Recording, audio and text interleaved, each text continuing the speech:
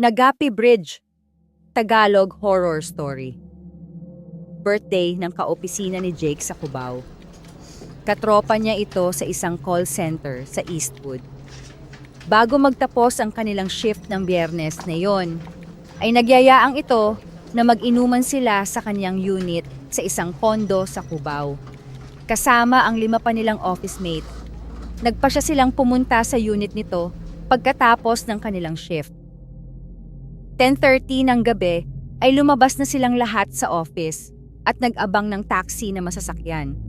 Samantalang si Jake naman ay inayang sumabay na ang kaibigan niyang may birthday sa kaniyang motor nang sa ganoon ay mauuna sila sa unit at makapaghanda na ng mga iinumin at mga pulutan. Pagdating sa kondo, nagpark lamang sina Jake at hindi na umakyat sa unit. Sa halip ay nagtungo ang mga ito sa isang convenience store at namili ng mga alak, juice, chips at sigarilyo. Naging kagawian na sa kanilang grupo ang biglaang inuman sa kung sino may ang mayroong bakanteng lugar. May birthday man o wala, laging nag-iinuman ang mga ito. Kaya naman kahit 1 taon pa lamang na nagtatrabaho si Jake sa Eastwood, pagkatapos nitong graduate ay tuwang-tuwa ito at nakahanap ang binata ng mga katropang kapareho niya ng trip sa buhay. Nakakatuwa ring isipin na dahil malayo ang kaniyang inuuwian sa Cavite araw-araw, minsan ay pinapatuloy siya ng kanyang mga kaibigan sa mga unit o bahay ng mga ito. Kaya ganoon na lamang ang laki ng utang na loob ni Jake sa mga ito. Nagsisikap naman ang binata na makapag-ipon pera nang sa ganoon ay makakapagrenta na rin ito ng kahit maliit na kwarto lamang sa Maynila. Eksaktong nakapag-set up na sina Jake sa unit ng kaibigan nang dumating ang lahat ng katropang inimbitahan nila. Nakapagtimpla na ng juice sa pitzel, nakalatag na rin ang Emma chips at meron pang ashtray para sa magyoyosi. Naka-on na rin ang Spotify ng may birthday na nakakonect pa sa may Bluetooth speaker. Dahil puro lalaki sila, wala silang ibang pinagkwentuhan kundi mga babae. Babae sa opisina at mga babae sa internet na naging viral. Kani-kanyang opinyon ang bawat isa sa kanila. Mayroon ayaw magpatalo at mayroon namang sumasang-ayon na lamang para wala ng gulo. Patalon-talon ang matapik na kanilang pinagdidiskusyonan. Umabot sa mga sasakyan, hanggang sa computer games at kung ano-ano pa. Maya-maya ay nagkwentuhan din sila tungkol sa mga krimeng nangyayari sa Pilipinas. Mayroong tungkol sa mga drug user at pusher, may tungkol sa mga kaso ng mga drivers laban sa mga traffic enforcers. Hanggang sa napagkasunduan nilang 7 na manood ng mga episodes ni Raffy Tulfo sa internet. Ilang minuto rin silang nanood sa laptop, nadala ng isang katropa nila hanggang sa may napindot itong isang video ng balita tungkol sa kaso ng mga babaeng nagpakamatay. Nakakalungkot ang mga ito dahil ang iba sa kanila ay minaltrato ng husto. Naisip ni Jake na napakasama talaga ng ibang tao. Isa pang video ang napindot nila at tungkol naman ito sa mga babaeng ginahasa sa kung saan saang parte lamang ng Maynila. Mayroong ding mga report galing sa probinsya na nakunan pa ng video ang mga bangkay sa mga bakanteng lote o gilid ng kalsadang walang kabahay-bahay. Mayroon ding nadiskubre naman sa tabi ng mga puno sa gilid din ng kalsada. Tiniklop ng may birthday ang laptop at sinabi nitong tama na ang panonood ng mga ganoong klaseng video. Nag-request ito na puro masaya na lamang ang kanilang pagkukwentuhan na agad namang sinang-ayunan ng lahat, lalo na si Jake. Agad itinaas nito ang hawak na baso at sinabing cheers. Itinaas rin naman ng mga kasama niya ang kani-kanilang baso at sumagot ng cheers. Binati ng mga ito ang kaibigan nilang may birthday.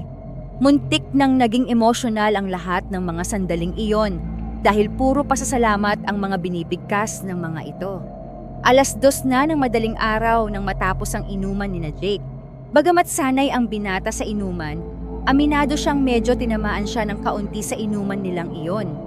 Ilang sandali pa ay nagpaalam na siya sa mga katropa para umuwi. Magmomotor pa kasi siya, kaya mahirap na umagahin dahil Mas maraming sasakyan sa kalsada at traffic pa. Pinigilan naman siya ng mga kaibigan, lalo na nang may birthday. Sinabi nitong sa unit na lamang muna siya magpalipas ng gabi at bukas na lang ng tanghali umuwi. Sinang-ayunan naman ito ng lahat. Natakot ang mga ito para sa kanya dahil lasing na ito para mag-drive pa ng motor. Subalit hindi rin napigilan si Jake ng mga katropa niya.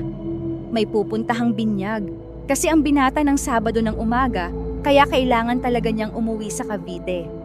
Walang nagawa ang mga kaibigan nito kundi ang payagan siyang umuwi. Tahimik ang gabi nang magsimulang magpatakbo si Jake ng kanyang motorsiklo. Kaunti lamang ang mga sasakyang dumaraan sa harap ng condo building na iyon ng kaniyang kaibigan.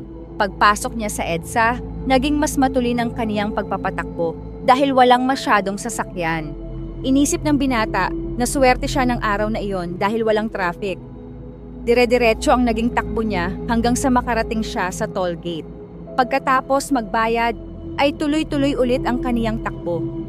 Palabas na siya ng exit pa Cavite nang magsimulang makaramdam ang binata ng malamig na hangin. Parang puro yelo ang kapaligiran sa mga sandaling iyon dahil sa lamig. Hindi naging sapat ang suot na jacket ni Jake sa lamig na tumatagos hanggang sa kaniyang buto. Siguro ay dahil ito sa maraming mahogany na nakatamin sa magkabilang gilid ng kalsada. Marahil sa kapal ng mga kahoy, nakagawa ito ng malamig na hangin. Nangangamba si Jake ng maoras na iyon, lalo pat walang masyadong bahay ang nasabing kalsada. Wala ring kahit isang sasakyan na kaniyang nakakasabay o nakakasalubong. Puro huni lamang ng kuliglig ang kaniyang naririnig. Patuloy ang matulin na pagpapatakbo ni Jake. Animoy nasa horror movie siya ng mga sandaling iyon dahil sa kadiliman at kapag ng hamog. Tanging ang liwanag lamang sa kaniyang motor ang naging tanglaw nito. Sa lakas pa ng hanging tumatama sa kaniyang helmet, kailangan talaga niyang maging maingat lalo pa at nakainom siya. 1 minuto bago mag-alas 4 ng madaling araw, narating na ni Jake ang mahabang tulay ng Nagapi. Tulay na naghihiwalay sa bayan nila at sa isa pang bayan sa Cavite. Kalahating oras na lamang ang tatakbuhin ng kaniyang motor at mararating na niya ang bahay nila sa bayan. Bantog ang nasabing tulay ng Nagapi. Marami raw kasing nagpakamatay rito noong unang panahon. Mayroong mga nagbigti sa gilid nito. Ang iba ay dahil sa depresyon, ang iba naman ay sa sama ng loob. Sa dulong bahagi rin ng tulay ay mayroong isang malaking puno ng akasya. Sa itsura ng puno ay alam niyang nakapatanda na nito. Mayabong ang mga sanga at dahon nito, kaya hindi nasisinagan ng araw ang mamaliliit na puno sa ilalim nito. Dahan-dahan ang naging pagpatakbo ni Jake.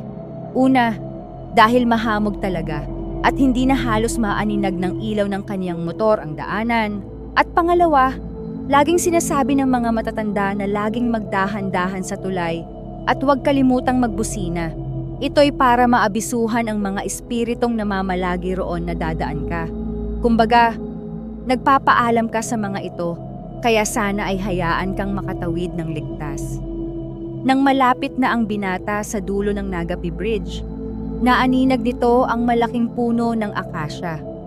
Lalong lumamig ang hanging sumasalubong sa kanya habang papalapit siya sa puno ng akasya. Sa hindi niya mawaring dahilan, parang may kung anong misteryong nakakakilabot ang bumabalot sa matandang punong iyon.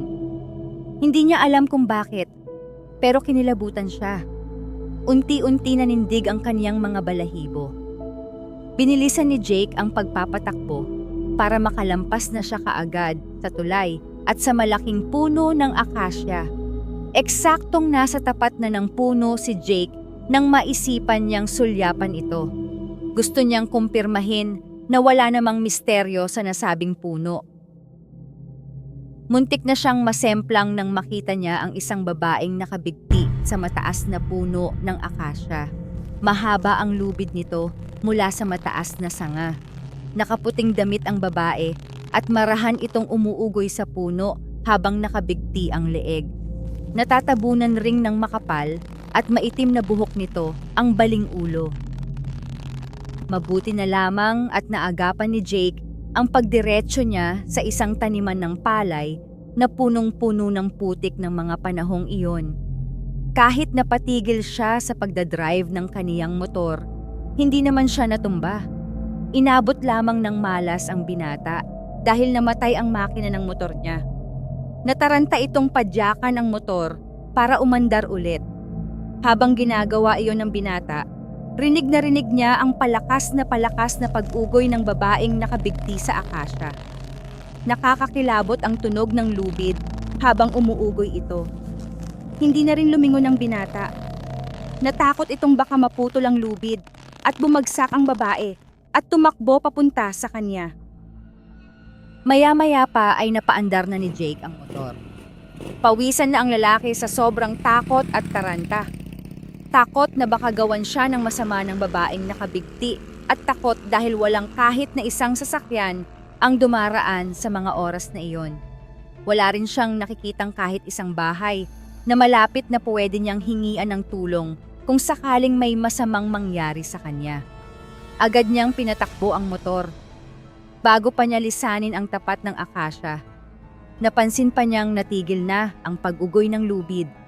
Pinagpawisan ng malapot si Jake at nawala na ang kanyang hilo at pagkalasing habang nagdadrive. Sabi ng ibang manakakatanda, kung makaka-experience daw ng ganito, ay hayaan lamang daw at huwag pansinin ang kung anumang multo o maligno na nakita. Kusa lamang daw itong aalis at mawawala. Kaya naman itinuloy ni Jake ang pagpapatakbo na parang walang nakita sa puno ng akasya. Maya-maya, kinilabutan ng binata nang maramdamang bumigat ang kanyang motor. Halos mawala siya sa katinuan habang iniisip na posibleng umangkas sa likod niya ang babaeng nakabigti kanina. Nagpagiwang-giwang ang kaniyang motor sa isiping iyon. Hindi niya alam kung ano ang kaniyang magiging reaksyon at gagawin kung sakaling nasa likod nga niya ito. Nakiramdam siya at lalong pinagpawisan dahil nararamdaman niyang parang may humihinga sa batok niya. Hingang napakalamig na animoy galing sa ilalim ng lupa. Hindi lang isang beses ang paghingang ito, kundi paulit-ulit. Alam niyang namumutla na siya, pero tuloy pa rin ang kaniyang pagpapatakbo. Parang kaunting takot na lamang ay mahihimatay na siya. Napasamo ng dasal ang binata sa isip. Nagdasal ito sa Diyos na iligtas siya sa kababalaghang nangyayari sa kanya ng gabing iyon. Patuloy pa rin ang paghinga sa likod niya. Ang mas nakakatakot pa ay nararamdaman niyang may mga mahahabang buhok ang dumidikit sa kaniyang leeg at braso. Napamura si Jake dahil dito. Nang hindi makatiis ang binata at para alamin kung mayroon ngang nakaangkas talaga sa motor niya, dahan-dahan siyang sumilip sa kanang salamin ng kaniyang motor. Nasemplang na lamang ito ng tuluyan at nawalan ng malay nang makita sa salamin ng motor ang nangingitim na mukha ng babae na mayroong nanlilisik at dugo ang mga mata. Nagtama ang kanilang mapaningin sa salamin.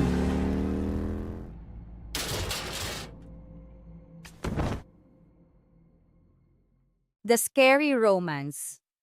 Gulat na gulat si Nicolo nang akbayan siya ng kaeskwelang si Alfred matapos ang kanilang dismissal. Pauwi na sana siya sa kaniyang dorm noon, ngunit tinawag siya nito. Oy Nicolo, pare gusto mo bang sumama sa outing namin? Malapit na kasi ang Semana Santa kaya naisip naming magbakasyon. Tutal wala namang pasok eh. Sabi pa sa kanya ni Alfred. Nakatakatakang mabait at maayos ang pakikitungo sa kanya ngayon. Madalas kasi siyang pagtripan nito dahil kilala si Alfred bilang isang malaking bully sa kanilang eskwelahan. Isa si Nicolo sa paboritong target nito, pati na rin ang mga kabarkada nito. Kaya naman napakunot ang noo ni Nicolo bagamat nakaramdam siya ng excitement. Ako? Sasama? Isasama niyo ko? Paulit-ulit at hindi makapaniwalang tanong niya tuloy sa binata.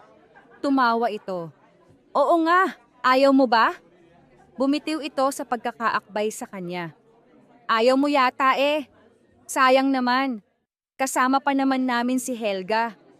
Dagdag pa nito sabay turo sa kinaroroonan ng mga kabarkada nito, pati na rin ng dalagang si Helga. Ang babaeng matagal nang hinahangaan ni Nicolo. Nataranta tuloy siya nang makitang nakatingin sa kanila ang dalaga. Agad niyang hinarap muli si Alfred. Nako, hindi! Hindi! Gusto ko! Gusto kong sumama!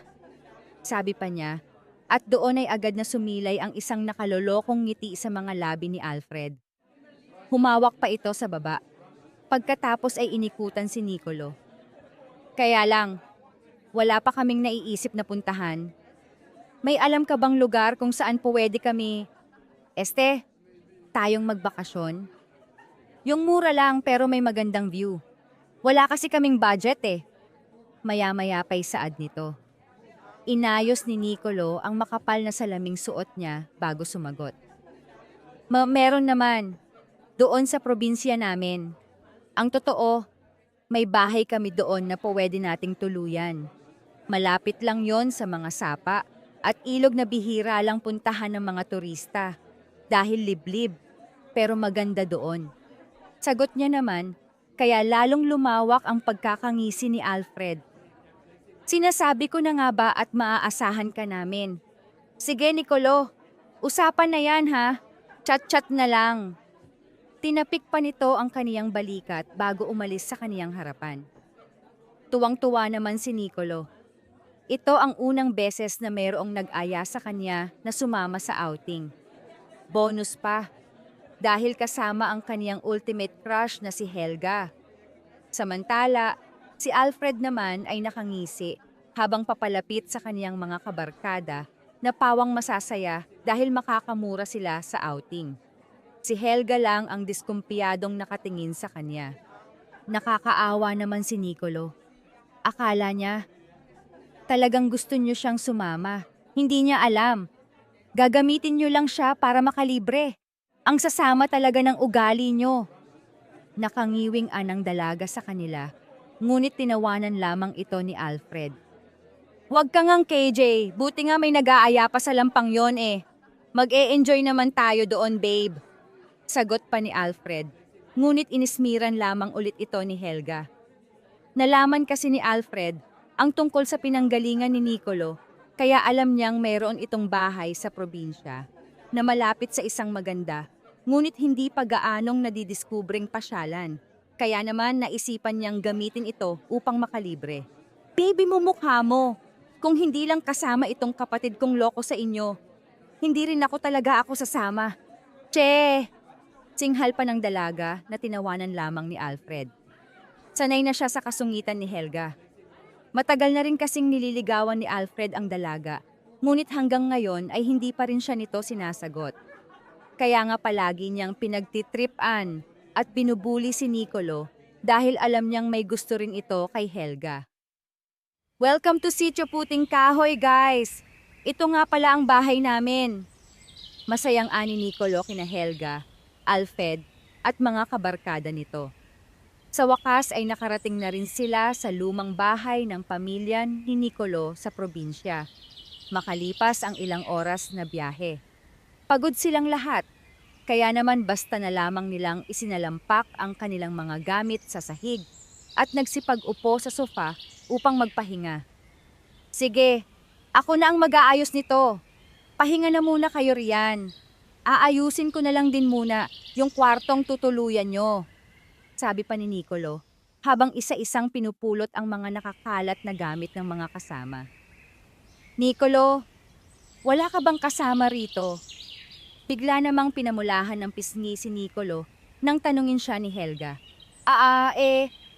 Wala uulila na kasi ako at pamana lang sa akin ang bahay na to kaya ako lang mag-isa. Sagot naman niya na ni hindi man lang makatingin ng diretso sa dalaga. Isang matamis na ngiti naman ang isinagot nito sa kanya, kaya lalong nataranta si Nicolo. Nagmadali na lamang tuloy siyang nagtungo sa kwarto upang itago ang nararamdamang kilig. Si Alfred naman ay lihim na pinukulan ng masamang tingin si Nicolo.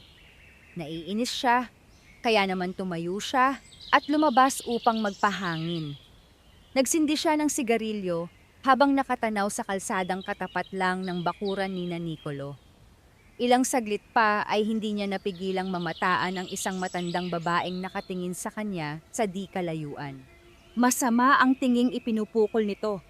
Ngunit nagulat si Alfred nang bigla itong ngumiti at nawala sa kaniyang pwesto. Nasaan na yon? Takang tanong niya sa sarili. Ngunit halos mapaigtad siya nang biglang may sumitsit sa kanya. Napalingon siya sa pinanggalingan ng sitsit at nanlaki ang mga mata niya nang mamataan doon ang matandang tinitingnan niya kanina.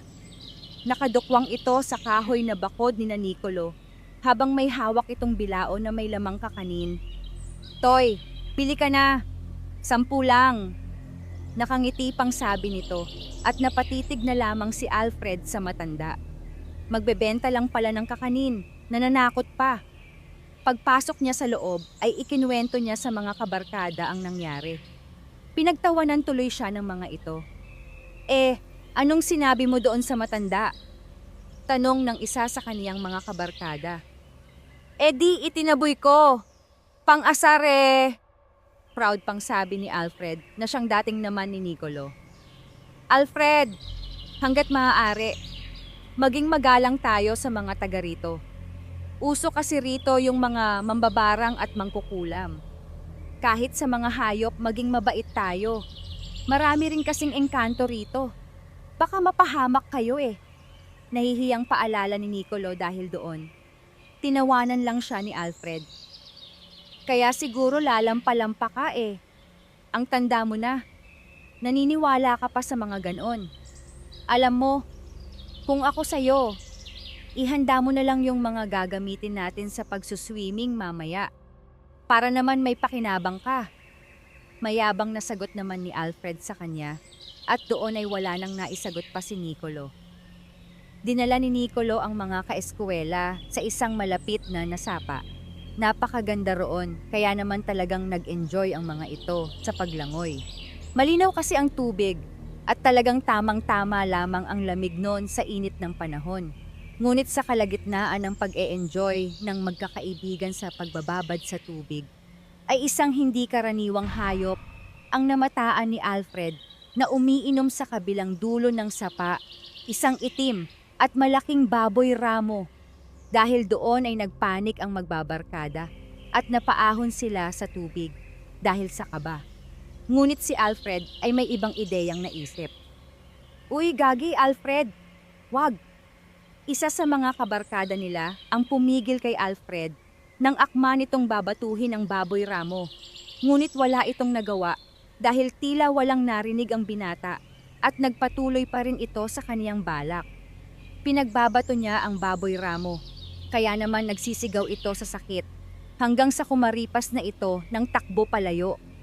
Hahabulin pa sana ito ni Alfred, ngunit pinigilan na siya ni Nicolo. Pare, tama na! Ani Nicolo sa binata, ngunit nag-init agad si Alfred at inambaan ng suntok si Nicolo. Mabuti na lamang at nahila agad ni Helga si Nicolo. Napakasama mo talaga, no? Sinabihan ka na ni Nicolo rumespeto ka sa anuman o sino mang makikita mo rito, pero talagang hindi ka nakakaintindi. Hindi ko alam kung mahina lang ba talaga ang tuktok mo o wala ka talagang pakialam sa iba. Nakakahiya ka. Inis na singhal tuloy ni Helga at dahil doon ay nagkayayaan na silang umuwi. Madilim na nang makabalik sila sa bahay ni Nicolo. Hindi pa man nila tuluyang nabubuksan ang bahay ay isang mabahong amoy na nanggagaling sa loob ang agad na sumalubong sa kanila. Hoy, ano yon? Tanong ng isa sa kanilang mga kabarkada.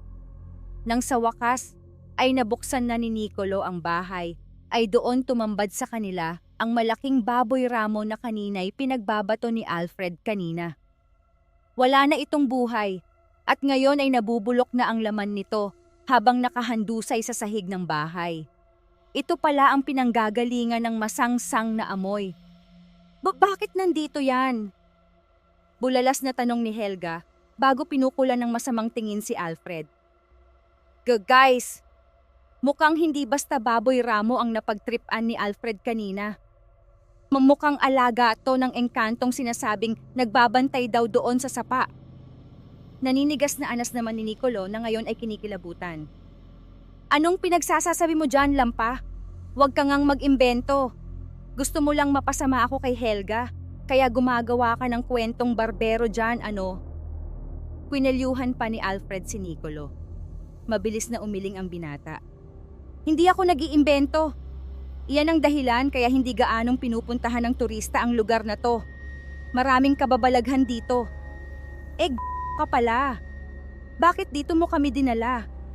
Galit na galit si Alfred at akmang susugurin na si Nicolo nang bigla na lamang itong tumalsik mula sa kaniyang kinatatayuan. Isang malakas na angil ang umalingaw-ngaw sa paligid na tila nagmumula sa malalim at malagong na tinig. Bumagsak ng walang malay si Alfred habang natulala naman ang kaniyang mga kasama. Maging si Nicolo. Oh my God! Anong nangyayari? Hiyaw ni Helga. Nagtatakbo palabas ang mga kabarkada ni Alfred habang nagsisisigaw at ang naiwan na lang ay si Helga at Nicolo. Helga, tumakbo ka na! Ani Nicolo sa dalaga. Paano ka? Iwanan na natin yang si Alfred.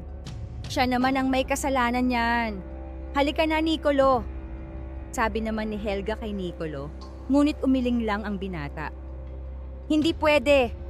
Ngunit pagmamatigas ni Nicolo, hindi ko pwedeng iwanan ang bahay na ito. Baka masira! Mumultuhin ako ni nanay! Naiiyak pang sabi niya sa kanyang isip. Akala naman ni Helga, ayaw iwanan ni Nicolo si Alfred dahil concerned ito sa binata sa kabila ng pagiging masama nito sa kanya. Dahil doon ay naantig tuloy ang puso ni Helga at hinalikan ng pisngi ni Nicolo bago siya tumakbo na rin palabas ng bahay. Pagkaalis ni Helga ay tumakbo rin si Nicolo at nagtungo sa likod ng sofa upang magtago. Nakita niya nang biglang umangat si Alfred sa ere. Tila may bumubuhat dito, ngunit wala naman siyang nakikita. Malakas lang ang simoy ng hangin na animoy may ipo-ipo sa paligid ng kanilang bahay. Panay ang kaniyang dasal. Pinipilit niyang huwag maihi sa kaniyang salawal hanggang sa bigla siyang nakarinig ng angil sa ibabaw ng kanyang ulo. Nang imulat niya ang kanyang mga mata, ay namataan niyang nakadungaw na pala sa kanya ang isang nakakatakot at malahalimaw na hitsura ng isang nilalang. Dahil doon ay nataranta siya at nagsisigaw. Layuan mo ko! Hiyaw niya pagkatapos ay ibinato sa nilalang ang lahat ng kaniyang mahawakan. Patuloy lamang sa ginagawa si Nicolo hanggang sa madampot na rin niya ang mga botelyang nakapatong sa ibabaw ng maliit na kabinet sa kanilang salas. Ito ang mga langis na ginagamit noon ng kaniyang ina sa panggagamot. Ipinagbabato niya iyon sa nilalang habang umiiyak sa takot. Ngunit ganoon na lang ang gulat ni Nicolo nang matanto niyang bigla itong nawala. Huminto na rin ang malaipo-ipong ihip ng hangin sa paligid. Hindi alam ni Nicolo kung paano niya napalayas ang maligno. Lingid sa kaniyang kaalaman, ang mga botelyang inihagis niya pala ay ang mga pangontrang ginawa ng kaniyang ina noon laban sa masasamang elemento bago ito mawala. Nang magising si Alfred, ay naabutan niya si Nicolo habang nakataas pa ang kamao nito at pawis na pawis. Naantig ang puso ni Alfred sa pag-aakalang nilabanan nito ang masamang elementong nagtangkang manakit sa kanya nang siya lang mag-isa. Nagsisi tuloy si Alfred sa lahat ng kasalanan niya kay Nicolo kaya mabilis siyang nanghingi ng tawad. Maraming salamat sa iyo, Nicolo. Hindi ko akalaing ikaw pa ang magliligtas sa akin. Patawad sa lahat ng kasalanan ko sa iyo. Naiiyak na ani Alfred kay Nicolo habang nakaluhod sa harap ng binata. Iyon ang naabutan ni Helga at ng mga kabarkada ni Alfred. Simula noon, naging maayos na ang pakikitungo ng magbabarkada kay Nicolo. Lalong-lalo na ni Alfred. Ani mo hari kung tratuhin ni Alfred ngayon ang taong nagligtas sa kanya. Si Helga naman, sa wakas ay napansin na si Nicolo. Nagkagusto pa nga siya sa binata. Dahil doon ay pinangatawanan na lamang ni Nicolo ang lahat, kahit na aksidente lang naman ang pagkakaligtas niya kay Alfred. Ang unang aswang ng San Miguel.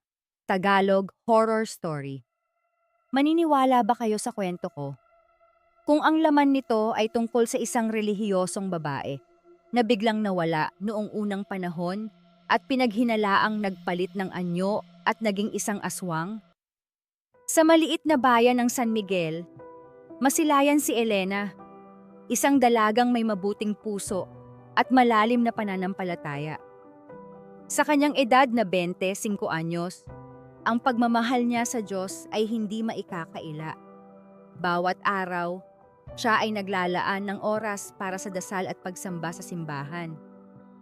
Sa kabila ng kanyang matatag na pananampalataya, may isang pangarap si Elena na hindi pa natutupad, ang maging isang ina. Bagamat may asawa, ngunit bigo sa pagkakaroon ng anak, hindi nawala ng pag-asa si Elena at patuloy na nagiging mas deboto upang magkaroon ng liwanag at gabay sa kanyang buhay. Sa halip na mabigo, mas lalong nagpatibay si Elena sa kanyang pananampalataya. Araw-araw, mas dumarami ang oras na inilalaan niya sa pagsamba at pagdarasal, humihiling ng patnubay at liwanag mula sa langit.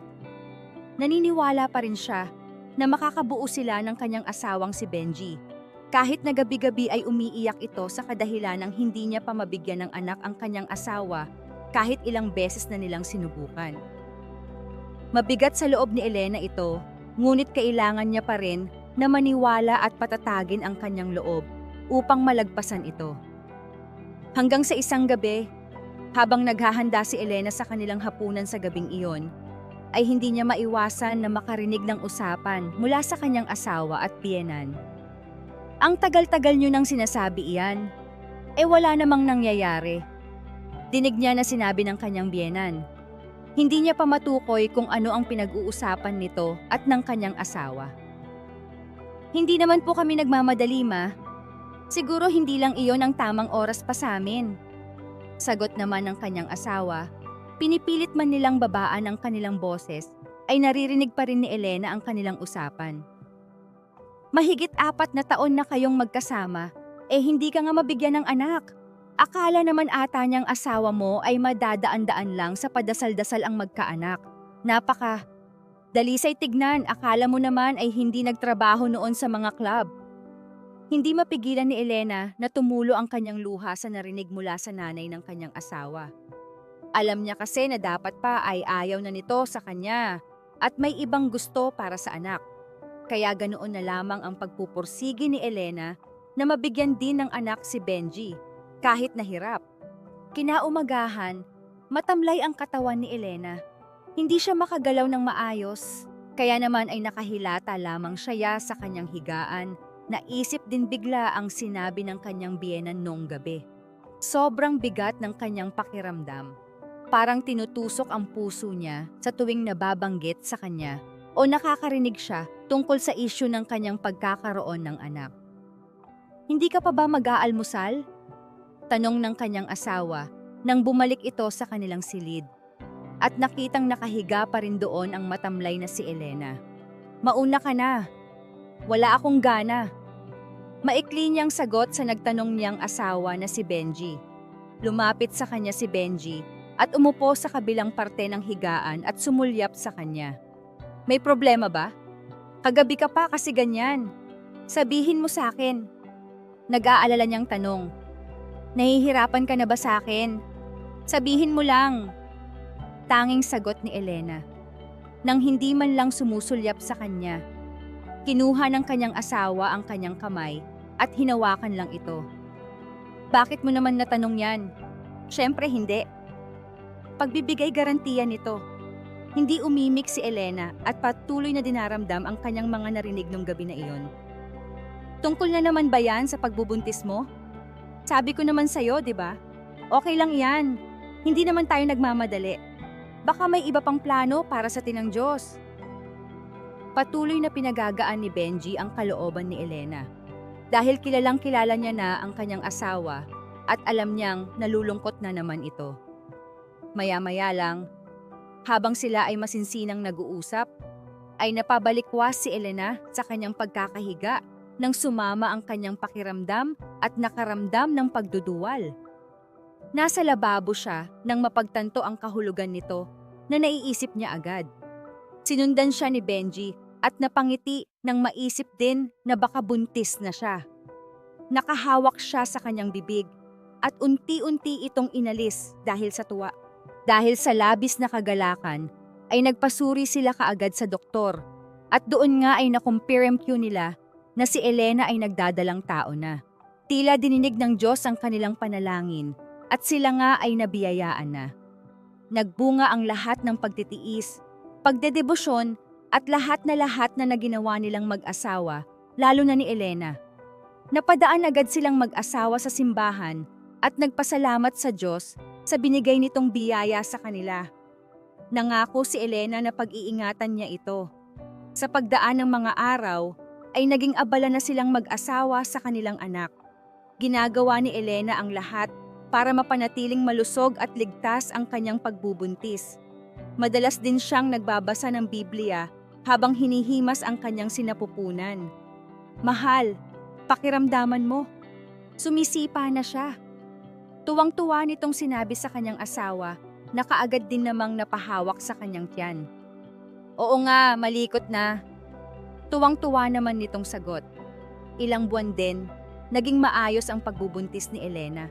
Hanggang isang araw, habang ang silang mag-asawa ay galing sa pamilihan, bigla na lamang nakaramdam ng pananakit sa tiyan si Elena. Napatawag siya kaagad kay Benji upang magpaalalay. Dahil hindi niya nakinaya pa ang sakit, ay nagpasya na ang kanyang asawa na dalhin siya sa pinakamalapit na ospital. May dugong dumadaloy na rin sa kanyang mga paa na lubha nilang ikinabahala, kaya mas lalong naging desidido si Benji na idala na nga kaagad si Elena sa ospital. Nanghihina at pagod ang katawan ni Elena nang magising siya sa ospital. Sa kasamaang palad, ay nakunan siya. Hindi kaagad nasabi ng kanyang kamag-anak lalo na si Benji ang tungkol dito dahil alam nilang hindi iyon patatanggap ni Elena. Hindi matukoy ang naging dahilan kung bakit ito nakunan. Walang alam ang pamilya ni Elena lalo na ni Benji kung paano iyon nangyari. Ganong maayos ang pagbubuntis ni Elena at sobrang maingat naman. At dahil napapansin na ni Elena ang kakaibang kilos nila, nagpasya na rin sila na sabihin na ang masamang balita sa kanya. Halos hindi makahinga sa paninikip ng dibdib ni Elena ang narinig. Nagbibiro lang kayo, hindi ba? Hindi ito makapaniwala sa mga narinig. Gusto niyang bawiin nila ang mga sinabi nito. Iyon ang totoo, Elena. Pasensya ka na. Mangiyak-ngiyak na sagot sa kanya ng kanyang ina. Halos maitapon ni Elena lahat ng mga gamit na katabi niya dahil sa narinig. Gusto niyang ipaniwala ang kanyang sarili na siya ay nananaginip lamang at hindi totoo ang lahat. Ngunit talagang realidad ang humaharap sa kanya. Nakauwi na si Elena galing ospital. Ilang araw na ang nakalipas, ngunit hindi pa rin siya nakakausap ng kanyang pamilya. Lalo na ng kanyang asawa na ilang araw na rin na nag-aalala sa kanya. Napansin nila ang malaking pagbabago nito. Tila ba, hindi niya talaga matanggap na wala na ang kanilang supling. Lagi itong nakatitig sa mga hinandang gamit noon para sa anak, pati na rin ang mga laruan. Isang umaga, nang maabutan ni Benji si Elena na nakatulala pa rin at mukhang hindi pa natulog o nagpahinga man lang, ay nilapitan niya na ito at nag-aalalang sinabi na, "Nag-aalala na ako sa'yo. Magpahinga ka naman. Ilang araw ka nang nagkakaganyan." Hindi ka agad umimik si Elena. Lagi niya itong kinakausap, ngunit ganito lang lagi ang kinahihinatnan. Tila wala nang balak ang kanyang asawa na kausapin siya. Lumuhod siya para makapantay ang asawa niyang nakaupo habang nakatitig sa kawalan at sabay hinawakan ang kamay nito. Nawalan din naman ako ng anak. Alam kong masakit. Parehas tayo ng nararamdaman. Pero kailangan nating tanggapin na baka hindi pa talaga para sa atin. Baka may iba pang plano ang Diyos para sa atin. Dugtong nito sa sinabi kanina. Hindi pa para sa atin? Diyos? Malamig ang boses ni Elena nang sambitin ng mga salitang iyon. Napatingin sa kanya si Elena. Hindi para sa atin. Dahil wala na siyang balak pa na ibigay yon sa atin. Napailing siya matapos sabihin, "Hindi siya totoo. Hindi totoo ang Diyos. Walang Diyos." Labis ang pagkagulat ni Benji sa mga narinig mula sa kanyang asawa. Tila hindi niya mawari kung saan nanggaling ang mga salitang iyon, sapagkat kilala niya ang kanyang asawa na deboto sa pananampalataya. "Huwag mo namang sabihin yan, Elena," sagot ni Benji sa sinabi nito. "Binuhay ba ng Diyos na yan ang anak mo? Binawi niya lang, Benji. Ngayon mo sabihin sa akin na totoo siya." Tila nagbago ang pananaw ni Elena matapos na mawala sa kanila ang kanilang magiging anak. At iyon ay nakita sa kanya ni Benji agad. Inisip na lang ni Benji na labis lang ang sakit na naranasan ng kanyang asawa. Doble pa sa kanyang nararamdaman. Kaya ganon na lang kung magsalita ito ng mga ganong klasing bagay. Malaki ang epekto ng pagkawala ng kanilang supling, lalo na sa relasyon ni Elena sa Diyos. Kung dati ay napupuno ng mga kagamitang krusipiko, ngayon ay inalis niya na rin ang mga ito na tila ba tinalikuran niya na ang kanyang pananampalataya. Dumilim ang kanilang tahanan magmula nang mabago ni Elena ang kanyang pananaw. Kahit na ganon ay hindi pa rin siya iniiwan ni Benji. Kahit na tuluyan na itong nagbago na, para bang nabubuhay na siya sa ibang katauhan. Magmula sa mga panahon na iyon, biglang nawala si Elena. Doon ay umapaw na rin ang mga bali-balitang nagpakamatay na ito dahil hindi natanggap ang nangyari sa kanyang anak. O hindi kaya umalis ng kanilang bayan. Ilang beses siyang hinanap ni Benji at ng pamilya nito, ngunit patuloy lang sila na nabibigo. Ngunit magmula rin nang mawala siya, ay sunod-sunod na rin ang mga nakakatakot at nakakapangilabot na mga karanasan na dumating sa mga mamamayan ng San Miguel. Tuwing gabi kasi, ay sunod-sunod na nawawala bigla ang mga bata sa bayan nila. Hindi na rin ang mga ito natatagpuan. Kaya naman, dahil sa labis na pag-aalala sa mga tao roon ay naitupad ang curfew. Mahigpit na ring binabantayan ang mga bata roon na hindi na lumabas kapag walang kasama, lalo na kapag gabi. Ngunit kahit na ganon, ay patuloy pa rin na nakakarinig ng balita ang mga tao na may nawawala pa ring bata at tila ba pinagpaplanuhan na ng kung sino mang nilalang ang kumukuha ng bata kung paano kukunin o dudukutin. Sa kwento kasi ng isa sa mga mamamayan ng San Miguel na si Aling Lourdes, na isang magulang na biktima rin ng mga nawalan ng anak, ay maaga niya niyang pinauwi mula sa paglalaro ang kanyang lalaking anak na si Kevin. Kumakain pa lang daw sila ng hapunan ay panay turo na ng kanyang anak sa labas ng kanilang bahay na para bang may nakikita ito. Kaya naman ay tinanong niya na sa anak kung ano ba ang tinuturo nito, ganong wala naman siyang nakikita doon. Ang sinagot lang ng bata ay, "May babae ron sa labas, Nay. Gustong makipaglaro." Dahil sa pangingilabot na narinig ni Aling Lourdes, ay isinarado niya kaagad ang kanilang bahay. Base kasi sa deskripsyon ng kanyang anak, ay hindi naman daw bata ang nakitang babae ng kanyang anak, kundi mukhang dalaga na.